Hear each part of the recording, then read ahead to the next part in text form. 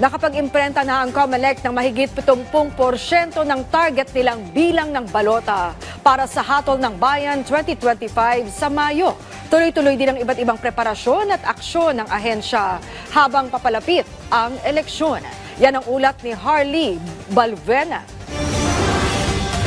Nananatiling on track ang Commission on Elections sa mga preparasyon.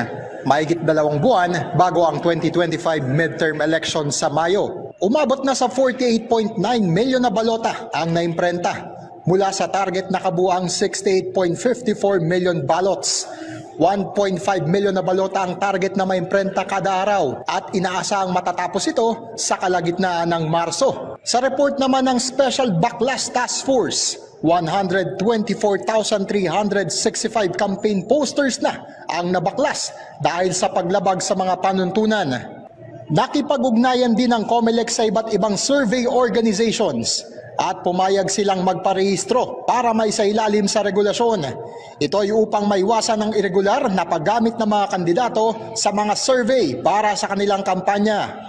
They committed to submit to us sino ang nagbayad, sino ang nagpa-commission, ano ang scientific method na ginamit, paano kinuha ang mga respondents, at in such other informations na kailangan po natin para naman walang makaligtas sa ating pong statement of contributions and expenditures. Sisimula naman sa Hunyo ang filing ng Certificate of Candidacy at 10 araw para sa voters registration sa Hulyo-Agosto para sa BARM election sa Oktubre. Samantala, sinampahan ng COMELEC ng reklamong paglabag sa Cybercrime Prevention Act of 2012 sa Manila Prosecutor's Office ang kandidato sa pagka-vice-alkalde sa Isabela na si Attorney Jeril Harold Respicio dahil sa pagpapakalat ng videos na nagsasabing kaya umano niyang manipulahin ang vote counting machines.